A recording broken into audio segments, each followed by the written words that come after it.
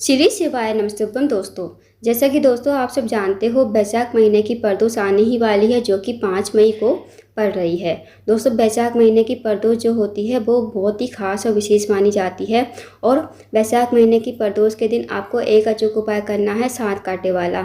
अगर आपने कई तरह के व्रत उपाय, पशुपति व्रत कर लिए, उपाय कर लिए, नियम कर लिए, प्रदोष का व्रत कर लिया, फिर भी आपकी मनोकामना अधूरी ही है, कोई मनोकामना आपकी पूर्ण नहीं हो रही है, तो इस उपाय को प्रदोष के दिन करके देखिएगा। आपकी जो भी मनोकामना होगी, जो भी आपके कष्ट होंगे ना, इस उपाय करने से आपके सारे कष्ट समाप्त हो जाएंगे और आपकी मनोकामना भी पूर्ण हो जाएगी।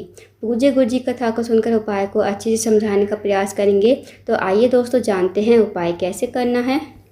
दोस्तों, अगर आपके जीवन में दुख है, कष्ट है, तकलीफ है, या फिर आपके जीवन में मुसीबतें आती ही रहती हैं, एक मुसीबत ख़त्म होती है तो दूसरी आ जाती है, दूसरी ख़त्म होती है तो तीसरी आ जाती है, तो इस उपाय को प्रदोष के दिन करके देखिएगा। इस उपाय को आपको शाम के समय प्रदोष काल में करना है, क्योंकि जो प्रदोष के दिन उपाय किए जाते हैं ना, वो सारे उपाय प्रदोष काल के समय ही किए जाते हैं। तो आपको ये वाला उपाय भी प्रदोष काल में ही करना है, 5 मई को। तो आपको क्या करना है, आपको इस उपाय करने के लिए लेने हैं 7 बेलपत्र के कांटे। अब आपको 7 बेलपत्री नहीं लेनी है, 7 बेलपत्र के जो कांटे होते हैं ना, वो आपको लेने हैं। 7 बेलपत्र के कांटे लेकर आपको पहुंच जाना है शिव जी के मंदिर में शाम के समय, यानी कि प्रदोष काल के टाइम पर।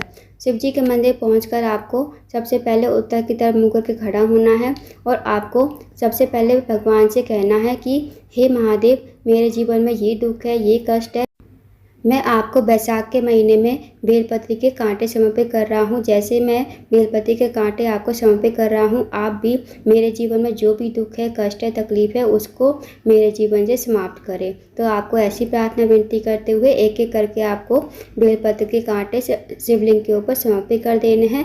उसके बाद 2 मिनट आपको मंदिर बैठना है, श्री शिवाय नमस्तुभ्यम का जाप करना है, फिर आपको भगवान को प्रणाम करके विनती करके आपको अपने घर पर आ जाना है। तो दोस्तों, ये वाला जो उपाय है ना, प्रदोष के दिन ही किया जाता है। एक प्रदोष तो 5 मई को पड़ रही है और जो दूसरी प्रदोष है बैसाख के महीने में ही पड़ने वाली, वो 20 मई को पड़ रही है। तो आप इन दोनों प्रदोष में से किसी भी एक प्रदोष के दिन ये उपाय करके देखिए। अगर जब भी महीने की प्रदोष आती है तो आप हर महीने की प्रदोष पर ये उपाय कर सकते हो। करके देखिएगा दोस्तों, बहुत ही अचूक और विशेष उपाय है। इस उपाय को यदि आप करते हो तो जो भी आपके जीवन में दुख है, कष्ट है, तकलीफ है, सारी समस्याएं आपके जीवन से समाप्त हो जाएगी। तो अब जानते हैं अगले उपाय के बारे में। दोस्तों, अगला जो उपाय है वो है रोग मुक्ति के लिए। यदि आपके घर में कोई व्यक्ति काफ़ी दिनों से बीमार पड़ा है, उसकी जो बीमारी है दूर होने का नाम नहीं ले रही है, तो आप इस उपाय को अवश्य कीजिएगा। इस उपाय करने के लिए आपको लेना है बेल का फल। बेल का फल बैसाख के महीने में बहुत ज़्यादा होता है, तो आपको बेल का फल आसानी से मिल जाएगा 15-20 रुपये में। तो आप बेल का फल लेकर आइए और एक तांबे का लोटा लीजिए और उसमें पानी भरिए। थोड़ा जो बेल का फल होता है ना, उसका जो गूदा निकलेगा अंदर से, वो गूदा आपको अच्छी तरह से मल लेना है। मलकर आपको लोटे में डाल देना है और उसे जल से भर लेना है। अब आपको इस लोटे के जल को, जिसमें गूदा है, वो आपको अपने घर के हर एक कोने में लेकर जाना है और आपको नाम लेना है। कुंदकेश्वर महादेव का नाम लेते हुए आपको घर के हर एक कोने में जाना है।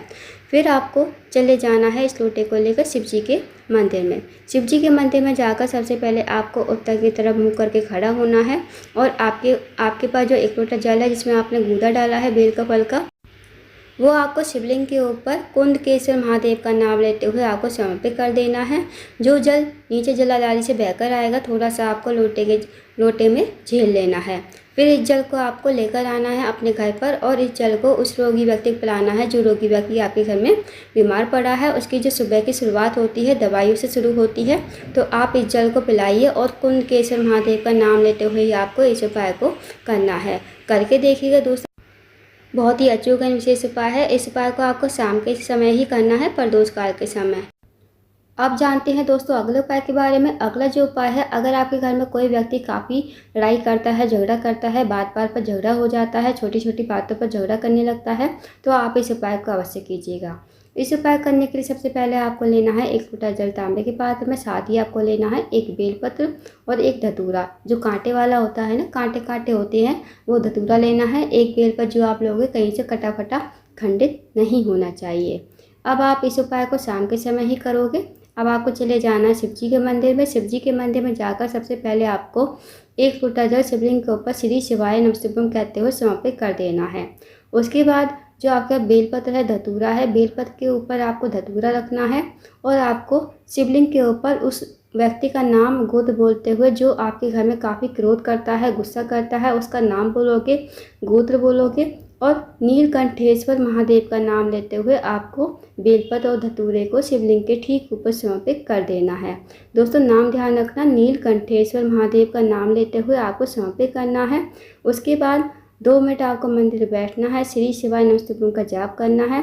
अब महादेव से प्रार्थना करनी है कि मेरे घर का ये व्यक्ति है, काफ़ी लड़ाई करता है, झगड़ा करता है, आप उस पर कृपा करें कि वो कभी लड़ाई झगड़ा ना करे। तो बस आपको छोटा सा उपाय करना है, इस उपाय करके देखिएगा। जो भी व्यक्ति आपके घर में लड़ाई झगड़ा करता है उसके व्यवहार में आपको धीरे धीरे चेंजेस देखने को मिलेंगे। तो इस उपाय को करके देखिएगा, बहुत ही अजूबा विशेष उपाय है। अब जानते हैं दोस्तों अगले उपाय के बारे में। दोस्तों अगला जो उपाय है वो है, अगर आपके जीवन में धन की कमी है, पैसों की तंगी, आर्थिक तंगी से बहुत ज़्यादा परेशान हो या फिर आपके घर में माता लक्ष्मी का वास नहीं है, माता लक्ष्मी आपसे रूठी हुई है, तो इस उपाय को अवश्य कीजिए। इस उपाय करने के लिए आपको लेना है 1 चुटकी काले तिल। साथ ही आपको आटे का दीपक तैयार करना है। जो आप आटे का दीपक तैयार करोगे ना, बिना नमक का, बिना छना हुआ आपको आटा लेना है और आटे का दीपक आपको ऐसा तैयार करना है जिसमें 4 मुख होते हैं। 4 मुख वाला आपको आटे का दीपक तैयार करना है और आपको 2 बत्ती लेनी है लंबी बाती की और आपको दोनों साइड लगा देनी है ताकि वो चौमुखी दीपक बन जाए। उसके बाद आपको दीपक में आपको घी डाल देना है और आपको इस दीपक को और 1 चुटकी काले तिल को लेकर चले जाना है शिव जी के मंदिर में। इस उपाय को भी आपको शाम के समय ही करना है, यानी कि प्रदोष काल में। शिव जी के मंदिर में जाकर सबसे पहले आपको आपके पास जो चौमुखी दीपक है ये आपको जला देना है रिद्धि सिद्धि का नाम लेते हुए। फिर आपको महादेव से प्रार्थना करनी है, हे महादेव, मैं ये उपाय बैसाख के महीने में कर रहा हूँ। मेरे घर में धन की वृद्धि नहीं है, धन प्राप्ति नहीं है, माता लक्ष्मी का हमारे घर में वास नहीं है, माता लक्ष्मी हमसे रूठी हुई है। आप कुछ ऐसी कृपा करें कि हमारे जीवन में धन की वृद्धि हो और कभी हमारे घर में धन की कमी ना हो। माता लक्ष्मी हमारे घर में हमेशा निवास करे। तो आपको ऐसी प्रार्थना विनती करते हुए 1 चुटकी काले तिल को आपको इसी जलते हुए दीपक में डाल देना है। फिर आपको वहाँ से भगवान का प्रणाम करके विनती करके आपको अपने घर पर आ जाना है। तो दोस्तों बहुत ही अजूबा विशेष उपाय है। इस उपाय को प्रदोष के दिन अगर आप करते हो शाम के समय, तो आपके जीवन में कभी धन की कमी नहीं होगी, माता लक्ष्मी हमेशा आपके घर में वास करेगी। तो इस उपाय को अवश्य कीजिएगा। तो दोस्तों ये थे कुछ विशेष उपाय जो आपको प्रदोष के दिन करने हैं। 5 मई की प्रदोष है, तो आप करके देखिएगा इन उपाय को। अगर आपको जानकारी पसंद आई हो, वीडियो को लाइक करें, शेयर करें, चैनल को जरूर सब्सक्राइब करें।